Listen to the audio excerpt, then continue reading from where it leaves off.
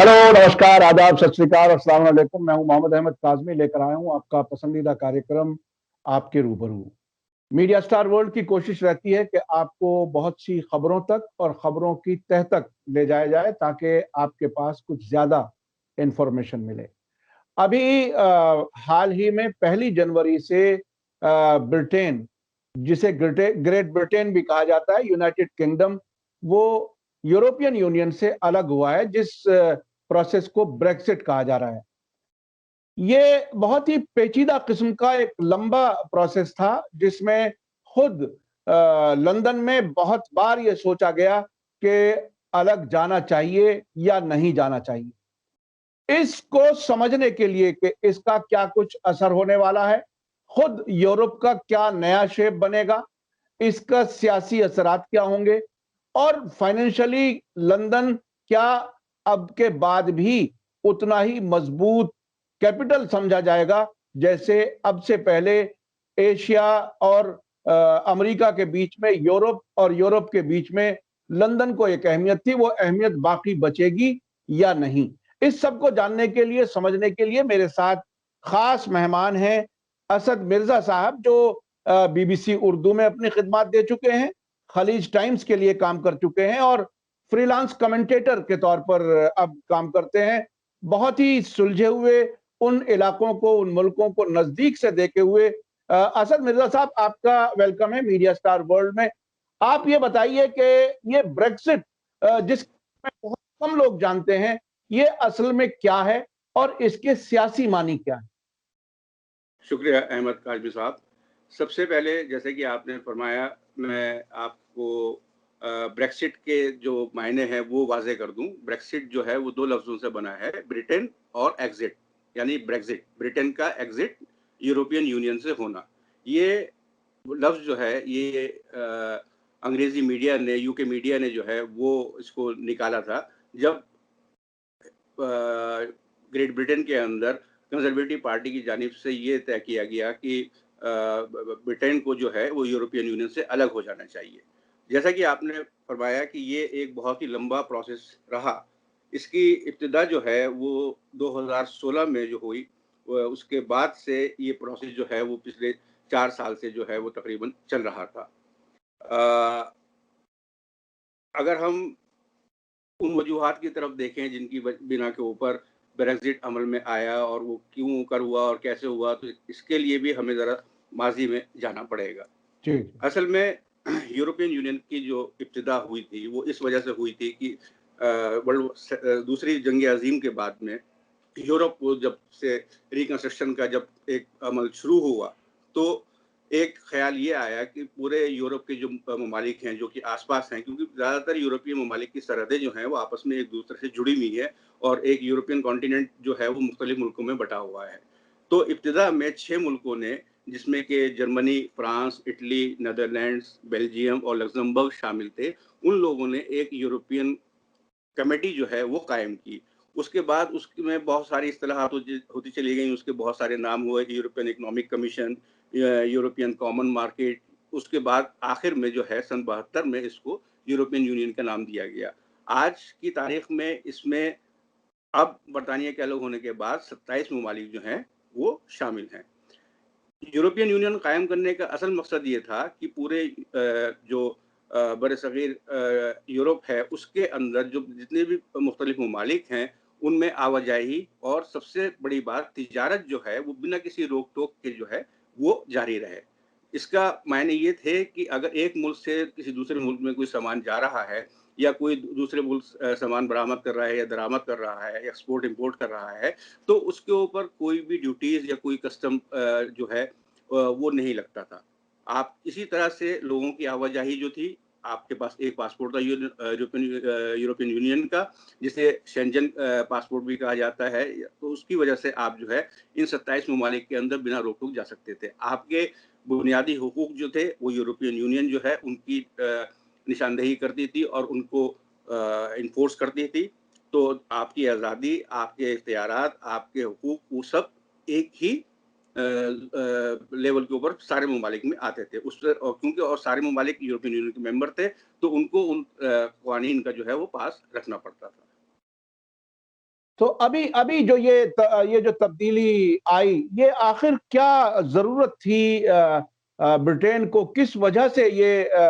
Demand शुरू हुई? आखिर इसका क्या क्या कुछ मकसद, क्या कुछ है? क्या ब्रिटेन अपने आप को ईयू में रहते हुए कोई घुटन महसूस कर रहा था? क्या कोई उसको माली नुकसान था? क्या कोई सियासी नुकसान था? क्या चीज थी जो अलग जाने के लिए उसे मजबूर किया? देखिए, इसके लिए भी हमें थोड़ा-सा माज़ी में जाने की ज़रूरत पड़ेगी, क्योंकि सन 1973 में पहली मर्तबा बरतानिया ने जो है, वो यूरोपियन यूनियन की रुकनियत हासिल की थी। उस वक़्त 2 साल के अरसे के बाद सन 75 में एक रेफ़रेंडम जो कि यूके की तारीख़ का एक पहला रेफ़रेंडम था, वो कराया गया और उसमें आप इस ब बहुत ही जो दिलचस्प बात है, वो ये है कि उसमें से 68% लोगों ने इस बात के लिए वोट दिया था कि बरतानिया को जो है, वो यूरोपियन यूनियन का हिस्सा बन जाना चाहिए और उस वक़्त जो पार्टी बरसर-ए-इक़्तिदार थी, वो कंज़र्वेटिव पार्टी थी। अब सन 73 के बाद सन 2000 यानी कि तकरीबन 27 साल के बाद से ये मामला दोबारा से फिर शुरू हुआ कि अब हमें जो है यूरोपियन यूनियन से निकल जाना चाहिए और इस मामले की इब्तिदा जो किस पार्टी ने की, वो भी कंज़र्वेटिव पार्टी ने की। जी, अब जी। जैसे कि आपने मुझसे सवाल किया कि इसकी क्या वजूहात थी, तो इसकी वजूहात एक ये है सबसे बड़ी थी कि जब बरतानिया ने यूरोपियन यूनियन की रुकनियत हासिल की, तो उसके ऊपर कुछ और चीज़ें जो हैं वो लाज़िम हुईं। उन चीज़ों के अंदर सबसे बड़ा जो एक मसला था, वो था माइग्रेशन का यानी हिजरत का कि यूरोपियन ममालिक के मुख्तलिफ यूरोपियन ममालिक के लोग जो हैं, वो बरतानिया में आके काम कर सकते हैं, वहाँ की शहरियत हासिल कर सकते हैं और वो बरतानवी शहरियों के बराबर ही उनको हुकूक हासिल होंगे।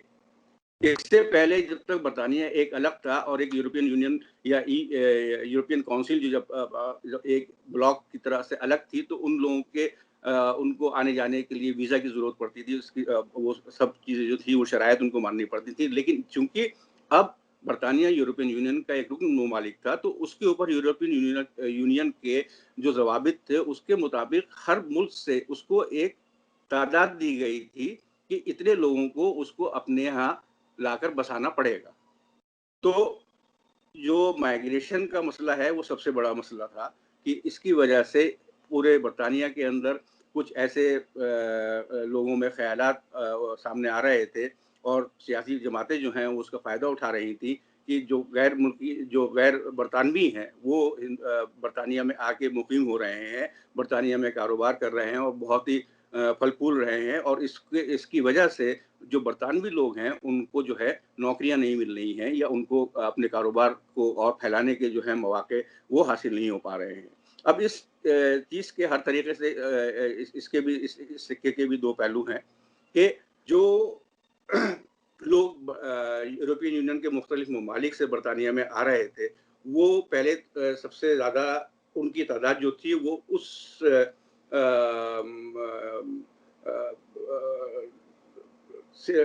आप ये कहिए कि एम्प्लॉयमेंट लैडर जो होती है, उसके सबसे निचली सतह के ऊपर वो लोग आ रहे थे। यानी कि वो यौमिया मज़दूर के तौर के ऊपर छोटी काम करने के लिए जैसे कि सफाई है या सामान ढोना है, इस तरह के जो छोटे काम हैं, वो करने के लिए वहाँ आ रहे थे क्योंकि उस वक़्त बरतानिया में वो काम करने के लिए बरतानवी शहरी राज़ी नहीं थे। क्योंकि बरतानिया उस वक़्त तक एक डेवलप्ड कंट्री बन चुका था और उनको उस चीज़ के जो पॉज़िटिव एस्पेक्ट्स हैं उससे उनको कोई माली दुश्वारियाँ नहीं थी अगर वो नौकरी नहीं करते हैं क्योंकि वहाँ पर जो स्टेट का सिस्टम है उसकी वजह से उनको स्टेट सब्सिडी मिल रही है, दूसरी चीज़ों के ऊपर मिल रही थी, तो बहुत से लोग काम करने के लिए तैयार नहीं होते थे। तो एक खला जो थी, जो निचली सतह के कामों की जो खला जो थी, उसको इन माइग्रेंट्स ने पूरा किया जो कि इस वजह उसमें दूसरी आसानी ये थी कि ये जो माइग्रेंट्स जिन मुल्कों से आ रहे थे, तो वो सफ़ेद फ़ार्म मुल्कों से आ रहे थे। हुँ। जैसे कि मैं अगर आपको एग्ज़ाम्पल दूँ कि बुल्गारिया या यूगोस्लाविया या क्रोएशिया या सर्बिया वहाँ से जो लोग आ रहे थे, वो सब सफ़ेद फ़ार्म लोग थे। उनमें से अक्सरियत जो थी वो क्रिश्चियन निजात लोगों की थी। बस उनमें एक कमी थी कि वो अंग्रेज़ी बोलना नहीं जानते थे। थोड़ी हुँ। बहुत जो शुद्ध-बुद्ध उनको अंग्रेज़ी से थी, लेकिन वो इतनी अंग्रेज़ी जानते थे कि वो अपना काम चला सकते थे और जो उनको नौकरियाँ दे रहे थे, उनको इस चीज़ से कोई मकसद मतलब नहीं था कि वो अंग्रेज़ी बोल सकते हैं या नहीं बोल सकते क्योंकि अपना रोज़मर्रा का जो काम है वो बखूबी जो है वो अंजाम दे रहे थे और उस सबसे बड़ी वजह ये जो उनको प्रेफर किया जा रहा था ये नौकरियां देने के लिए, वो ये थी कि जो स्टेट की तरफ से मिनिमम वेजेस जो हैं,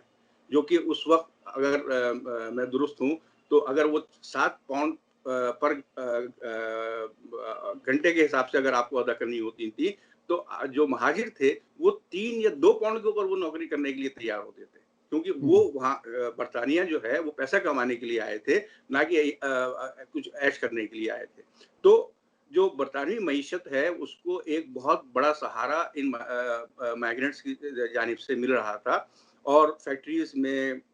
दुकानों में, मॉल्स में, क्लबों में, सड़कें साफ करने में, और दूसरे जो जितने भी मेनियल लेबर के जो काम जो हैं वो जो कहे जाते हैं, वो ये सब मुहाजिर वहाँ पर करने के लिए मजबूर थे। तो ये सिलसिला जारी रहा, लेकिन एक हद के बाद में एक अरसे के बाद जो है वो लोगों में जब बरतानिया में अनएम्प्लॉयमेंट की शरह जो है वो बढ़नी शुरू हुई, तो लोगों के अंदर सबसे पहले ये ख्याल आया कि भई हमारी नौकरियाँ जो है, हमारा हक जो है, वो ये आने वाले महाजिर जो हैं वो छीन रहे हैं। तो सियासी पार्टियों ने उसका फ़ायदा उठाते हुए एक नई जो है वो तहरीक शुरू की कि जहाँ यूके को जो है वो इन महाजरीन की तादाद के ऊपर एक बंदिश लगानी पड़ेगी। लेकिन चूँकि यूरोपियन यूनियन के कुछ अपने ज़वाबित थे, अपने तकाज़े थे, उसकी वजह से बरतानिया जो है एकतरफ़ा तौर के ऊपर इस तादाद को कम नहीं कर सकता था। तो एक सबसे बड़ी वजह ये रही। उसके अलावा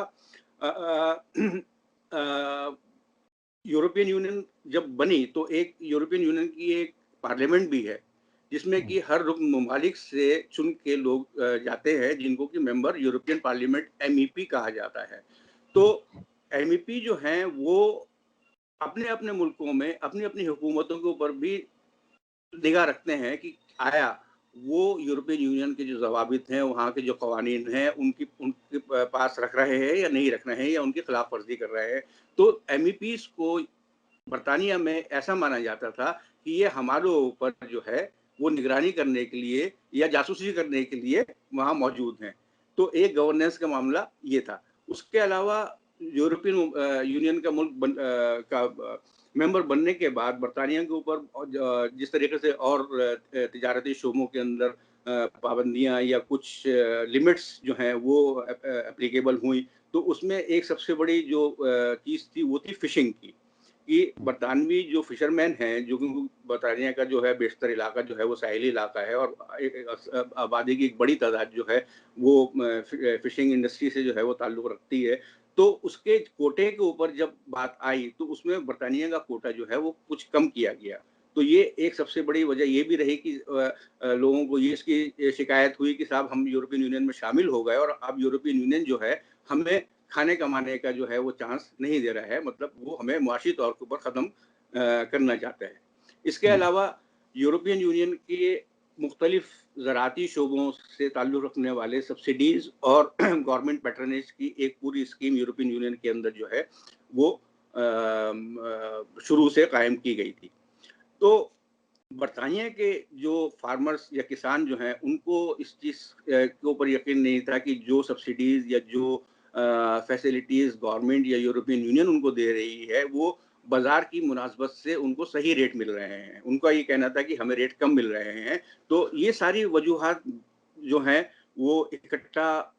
होती चली गई, और सब जगह जब एक जगह आई, और साथ साथ के साथ में जब अनएम्प्लॉयमेंट की शरह जो है वो बरतानिया में बढ़ने लगी, तो सियासी पार्टियां हर मुल्क की तरह उन्होंने इसका फ़ायदा उठाने की कोशिश शुरू की, और वो पार्टी जिसने कि यूरोपियन यूनियन का रुकन बनने की इब्तिदा की थी, वही उसी पार्टी ने ये इस चीज़ का झंडा जो है बुलंद किया कि हमें अब यूरोपियन यूनियन से अलग हो जाना चाहिए, क्योंकि बरतानिया अगर एक आज़ाद मुल्क के तौर के ऊपर दुनिया के दूसरे मुल्कों के साथ में तिजारत करता है, तो वो उसके हक में बहुत बेहतर रहेगा। अच्छा, जो रेफरेंडम हुआ था ब्रेक्सिट का, और जब ये ब्रेक्सिट लागू हुआ है, इसके बीच में कई बार ऐसे इशारे मिले लंदन से कि कुछ झिझक है उनके अंदर अलग होने में, और कहीं ना कहीं रिकंसिडर करने की बात होने लगी थी। शायद कहीं पछतावा भी था कि ये रेफरेंडम शायद गलत कराया हम लोगों ने। तो उसके बाद, बल्कि इसी बीच में प्राइम मिनिस्टर भी बदली गई जो इससे पहले थी, और ऐसा लगता था कि उन्हें भी झिझक थी कि ब्रेग्जिट को कैसे इंप्लीमेंट कराएंगे। तो जो सियासी मुल्क के हालात हैं, उसमें ब्रेग्जिट को इंप्लीमेंट करने से जो मौजूदा प्राइम मिनिस्टर हैं, ये एक अचीवमेंट माना जाएगा पूरे मुल्क में या एक तरह का डिसएडवांटेज माना जाएगा? क्या कुछ लगता है वहां के लोकल सियासत में इनकी क्या हैसियत रहेगी? देखिए, सबसे पहले तो मैं ये बताना चाहूँगा कि आपने ज़िक्र किया थेरेसा मे का कि उनको अपने कुर्सी से हाथ धोना पड़ा इस ब्रेक्सिट के मामले की वजह से। लेकिन थेरेसा मे जो हैं, वो इस मामले की दूसरी शहीद थी। पहले शहीद जो थे इस पूरे मामले के, जिसकी शुरुआत की और जिन्होंने की अपने पार्टी के मंशूर में, अपने मैनिफेस्टो में, अपने इलेक्शन के अंदर इस बात के लिए वायदा किया था कि वो रेफरेंडम कराएँगे, वो डेविड कैमरॉन थे। डेविड हम्म, कैमरॉन ने जब 2016 में रेफरेंडम कराया, तो उस वक़्त जब रेफरेंडम के नताइज सामने आ रहे थे, तो बहुत कांटे की टक्कर लीव और रिमेन के बीच में, मतलब हम्म, ब्रेक्सिट चाहने वालों की और ब्रेक्सिट ना चाहने वालों के दरमियान बहुत कांटे की टक्कर चल रही थी। लेकिन जो छोड़ने वाले थे, जो ब्रेक्सिट के हामी थे, सपोर्टर्स जो ब्रेक्सिट के थे, उनको 52% की जीत हम्म, जो है, फ़तेह जो है वो हासिल हुई, लेकिन वो फ़तेह सिर्फ़ 4% से उनको हासिल हुई। हम्म, तो डेविड कैमरॉन ने अपने अपने इलेक्शन के मैनिफेस्टो में इस बात का इरादा किया था कि वो जब अगर प्राइम मिनिस्टर बनते हैं, तो वो रेफरेंडम कराएँगे कि बरतानिया को यूरोपियन यूनियन में शामिल रहना चाहिए या नहीं रहना चाहिए। तो जब उन्होंने रेफरेंडम कराया और उसके नतीजे सामने आए, जिसका मतलब ये था कि बरतानिया को यूरोपियन यूनियन से अलग हो जाना चाहिए, तो डेविड कैमरॉन ने अगले ही दिन अपने ओहदे से इस्तीफ़ा दे दिया। क्योंकि उनको भी दानिस्ता तौर पे ये मालूम था कि ये फैसला जो है, वो एक किसी हद तक, क्या बहुत हद तक ठीक नहीं है। और मैं ये कहना चाहूँगा कि मेरी तरफ से बहुत सारे और दीगर सियासी, तिजारती, दिफ़ाई, दाखिली और सिफ़ारती मुबस्सिरीन और माहिरीन की भी यही राय थी कि इस पूरे मामले में, ब्रेक्सिट के मामले में, जो बरतानवी मीडिया है, उसने एक बहुत खतरनाक रोल प्ले किया। हम्म, क्यों? क्योंकि ये पूरा कैंपेन, जो ब्रेक्सिट कैंपेन जो सन 2016 से लेके 2020 तक चला, उसके अंदर कभी, जैसा कि आपने फरमाया, कि कभी लगता था कि भई लोगों का ये सोचना है कि हम ये गलत जा रहे हैं कि हमें छोड़ना नहीं चाहिए और हो सकता है हमें ज़रूर इस चीज़ की गुंजाइश रखनी चाहिए कि हम यूरोपियन यूनियन में ही रहें। तो ये जो फैसला था, इसके पीछे जो एक पूरा झूठ का एक अंबार खड़ा किया गया था, जिसमें कि लोगों को ये बावर कराने की कोशिश की गई थी कि अगर हम बरतानिया यूरोपियन यूनियन का रुकन रहता है, तो वो कितना सब्सिडी यूरोपियन यूनियन को दे रहा है, जो कि बिल्कुल बाद में उन्हीं अखबारों ने इस चीज़ को तस्लीम किया कि नहीं साहब, ये खबर गलत थी। सबसे पहले सबसे एक बड़ा मामला था, ये था कि जो बरतानिया की हेल्थ सर्विस है, जिसे कि नेशनल हेल्थ सर्विस कहा जाता है, उसके लिए जो सियासी पार्टियाँ हैं, उन्होंने कहा कि यूरोपियन यूनियन को, बरतानिया को यूरोपियन यूनियन को इतने पैसे देने पड़ रहे हैं ताकि अपनी नेशनल सर्विसेज को वो कायम रख सके, जो कि कतई गलत था। इसके अलावा तिजारत से मुताल्लिक बहुत सारी अफ़वाहें फैलाई गई कि अगर हम एक आज़ाद मुल्क होते, तो हमारे ऊपर ये पाबंदी आयद नहीं होती, वो पाबंदी आयद नहीं होती, और हम अब इतने सारे मुल्कों के साथ में, और ख़ुसूसन जो है चीन जैसे मुल्कों के साथ में, हम तिजारत जो है अपने शराइत के ऊपर कर सकते थे। ये सब पूरा एक उस झूठ के अंबार के मुख्तलिफ पहलू थे, जो कि बाद में मीडिया ने खुद तस्लीम किया कि हाँ, ये गलत थे। लेकिन तब तक फैसला हो चुका था कि 52% लोगों ने 2016 में इस बात की निशानदेही की कि हमें बरतानिया को यूरोपियन यूनियन से अलग हो जाना चाहिए। जी असद मिर्जा साहब, आप एक बात बताइए। आपने जैसा कि बताया कि वहाँ के अखबारात ने कुछ ऐसा हाइप किया जो शायद जिससे मुल्क को नुकसान होगा। क्या इसमें चूंकि मैं भी बहुत से मुल्कों में गया हूँ, लंदन में मुझे जाने का मौका मिला है कई बार। यूके को अमेरिका का 51वां स्टेट सियासी तौर पर कुछ लोग कहते हैं। क्या इस ब्रेग्जिट के फैसले में, फैसला कराने में, क्या कहीं कोई अमेरिका का भी कोई इन्फ्लुएंस था? क्योंकि कभी-कभी जर्मनी और फ्रांस वगैरह से इख्तिलाफात की बातें आती रहती हैं अमेरिका के साथ। क्या कहीं उसका कोई असर था? क्या कुछ उसका कोई रोल था या क्या इसमें अमेरिका का ये ब्रिटेन का इतना बड़ा फैसला करा? देखिए, बज़ाहिर इस तौर को हम इस सियाह सफ़ेद के तौर पे नहीं दे सकते हैं कि अमेरिका का इस पूरे कैंपेन के अंदर क्या रोल रहा और क्या रोल नहीं रहा। लेकिन ये है कि जो अमेरिका के जो तिजारती लॉबीज़ हैं, उनमें से चंद एक लॉबीज़ का ये मानना था कि अगर बर्तानिया जो है, वो यूरोपियन यूनियन से अलग हो जाता है, तो बहुत सारे चीज़ों के एक्सपोर्ट जो हैं, जो अमेरिका से किए जाते हैं बर्तानिया में, फॉर एग्ज़ाम्पल सबसे बड़ा जो एक्सपोर्ट जिस शोबे में किया जाता है वो है पोल्ट्री का। लेकिन पोल्ट्री जो अमेरिका के अंदर ज़वाबित हैं पोल्ट्री के पोल्ट्री के कारोबार को चलाने के लिए उसको उसमें सेहत से मुताल्लिक़ उसके कारोबार में किस तरीके से एक्सपोर्ट किए जाएँ, इस तरीके से जो ज़वाबित हैं वो अमेरिका और यूरोपियन यूनियन के ज़वाबित में ज़मीन-आसमान का फ़र्क है। क्यों? यूरोपियन यूनियन के ज़वाबित जो हैं वो बहुत सख्त, जबकि अमेरिका के जो ज़वाबित हैं वो उसमें उसमें थोड़ी-सी नरमी पाई जाती थी। और अमेरिका की पोल्ट्री इंडस्ट्री जो है वो अपने आप को एक्सपेंड करने के लिए अपने अपने अपने कारोबार को बढ़ाने के लिए यूके को एक बहुत बड़ी मार्केट के तौर पर सामने अपने रखती थी और उनका ये चाहना था कि बर्तानिया जो है वो यूरोपियन यूनियन से अलग हो जाए, तो हमें उस एक इतनी बड़ी मार्केट का जो है एक बहुत बड़ा हिस्सा जो है वो हमारे कब्ज़े में आ सकता है। लेकिन इसके अलावा जो बाकी चीज़ें जैसे कि आपने कहा कि कुछ मुल्कों जैसे कि फ्रांस या जर्मनी का ये कहना था, तो वो दिफ़ाई या दिफ़ाई या सिफ़ारती उमूर के ऊपर हम कह सकते हैं कि कहीं-कहीं पे ऐसा लगता था कि जो आलमी मसाइल हैं, उनमें से चंद एक मसाइल के ऊपर कहीं-कहीं पर भी ऐसा लगता था कि यूके जो है वो यूरोपियन यूनियन के ममालिक के साथ में नहीं खड़ा है, बल्कि अमेरिका की जो पॉलिसीज़ हैं, उसकी तायद करने की तरफ उसका झुकाव जो है, वो ज़्यादा नज़र आता है। लेकिन बज़ाहिर इसको खुल के ये नहीं कहा जा सकता कि वो ये इसमें अमेरिका ने कोई कलीदी रोल अदा किया हो या नहीं किया हो। लेकिन एक पीछे से एक छोटा-मोटा आप ये कह सकते हैं there was a push, not a big shove but little push from the American side. क्योंकि उनका भी ये मानना था कि अगर बरतानिया अलग हो जाता है तो हम दोनों जो हैं, हम दोनों अमेरिका और बरतानिया के दरमियान में फ्री ट्रेड एग्रीमेंट हो जाएगा और फ्री ट्रेड एग्रीमेंट होने के बाद जो है वो अमेरिकी बिज़नेस लॉबी को जो है खातिर-ख़्वाह उसके नताइज हासिल होंगे। अच्छा, ब्रेक्सिट के अमल में आने के बाद भारत को इससे क्या कोई किसी किस्म का कोई फायदा होने वाला है या क्या इम्पैक्ट होगा? क्या इंडिया के ज़्यादा लोग जाकर के वहाँ बस सकेंगे? क्या यहाँ के लोगों को वहाँ कुछ ज़्यादा नौकरी मिल पाएगी? या उसका उल्टा होगा, रिवर्स होगा? क्योंकि अभी अच्छी खासी तादाद है इंडियंस वहाँ पर रहते हैं। इन पर क्या कोई असर पड़ेगा इससे? देखिए, इसमें एक इम्कान ये है कि इसका एक पॉज़िटिव पहलू ये भी हो सकता है कि जो जैसे कि आपने फ़रमाया कि हिंदुस्तान से जाने वालों की तादाद में इज़ाफ़ा हो सकता है, क्योंकि जो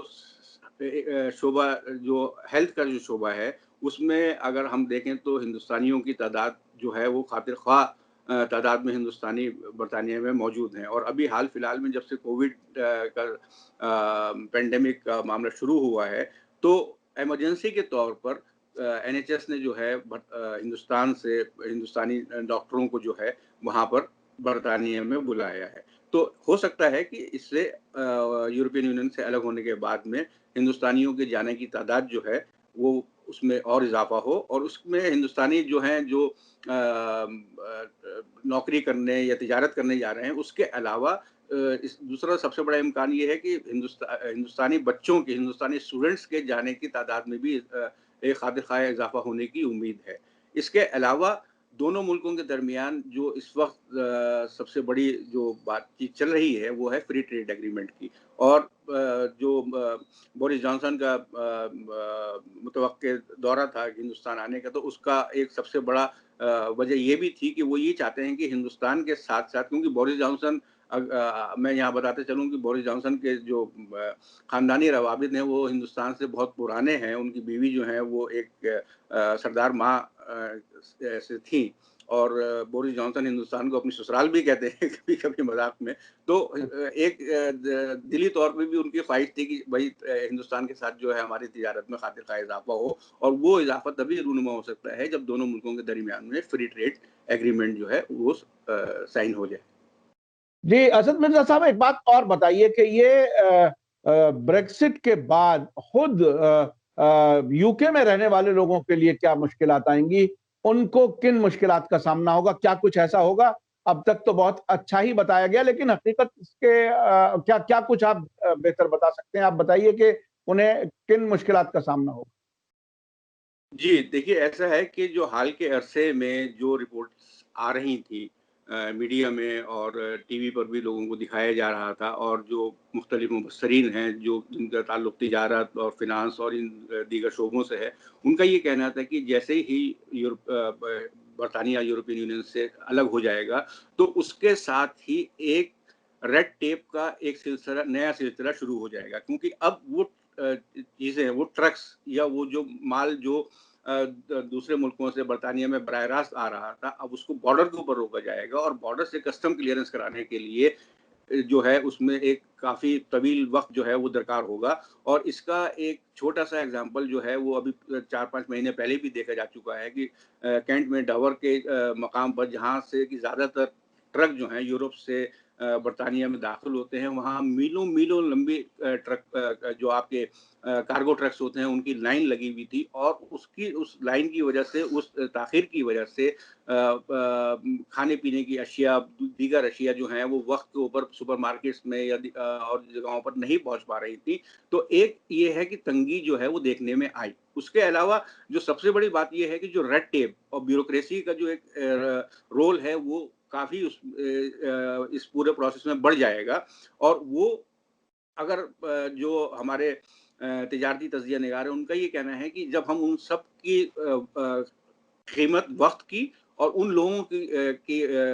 काम करने की कीमत जब लगाएँगे, तो हर चीज़ जो है अब बरतानिया में पहले की बनिस्बत महँगी आपको मिलेगी और हो सकता है देर से मिले। जहाँ तक बरतानिया के जो सियासी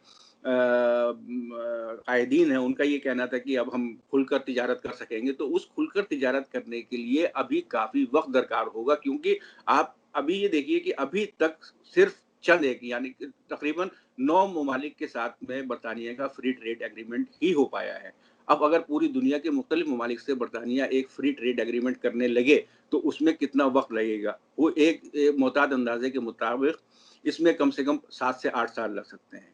उसके बाद खुद यूरोपियन यूनियन का ही मामला लें अगर आप, अगर यूरोपियन यूनियन अपना किसी भी शोबे के अंदर अपने ज़वाबित, अपने कवानीन में तब्दीली लाता है, तो बरतानिया को फिर से असर-ए-नौ यूरोपियन यूनियन के साथ में नए मुआहदे करने पड़ेंगे। उन नए मुआहदे के अंदर फिर एक आपको वक़्त दरकार होगा कि वो साल लगता है या 2 साल लगता है और अभी भी यूरोपियन यूनियन से जो मुआहदा हुआ है, उसमें सारी चीज़ों के ऊपर मुकम्मल तौर के ऊपर कोई भी रज़ामंदी किसी भी चीज़ के ऊपर अभी नहीं हुई है क्योंकि अभी 1 साल का प्रोविज़नल पीरियड जो है वो अभी चलेगा। तो अभी फ़िलहाल थोड़े बहुत अरसे तक जो है आवाजाही जो है वो पुराने तरीके से चलेगी, लेकिन जैसे-जैसे वो चीज़ें नई-नई चीज़ें शामिल होती चली आएँगी, उस आवाजाही के अंदर सामान के आने-जाने के अंदर ताख़ीर जो है वो होना लाज़मी हो जाएगी और उसकी वजह से बरतानिया में महँगाई भी बढ़ेगी और लोगों को हो सकता है कि कुछ चंद चीज़ों की अशिया की जो है वो कमी भी वहाँ पर महसूस हो। बहुत-बहुत शुक्रिया असद मिर्ज़ा साहब, आपने हमें वक़्त दिया, मीडिया स्टार वर्ल्ड के दर्शकों को इतनी गहराई से ब्रेक्ज़िट के बारे में इन्फॉर्मेशन आपने दी, इसके लिए बहुत-बहुत शुक्रिया। मैं अपने दर्शकों से बताना चाहता हूँ कि हमारी कोशिश रहती है कि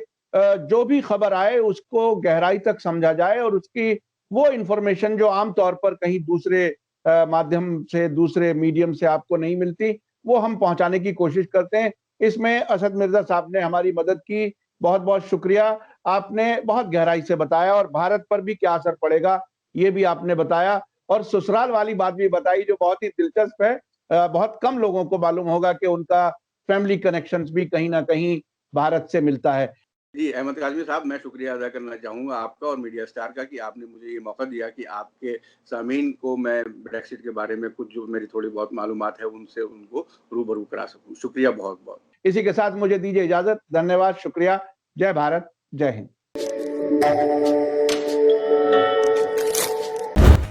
मीडिया स्टार वर्ल्ड के और वीडियो देखने के लिए हमारे चैनल को सब्सक्राइब करें और सीधे नोटिफिकेशन पाने के लिए बेल आइकन दबाएं। और अगर हमारी खबर सच्ची और अच्छी लगे तो अपने व्हाट्सएप, इंस्टाग्राम, फेसबुक और ट्विटर अकाउंट पर ज़रूर शेयर करें।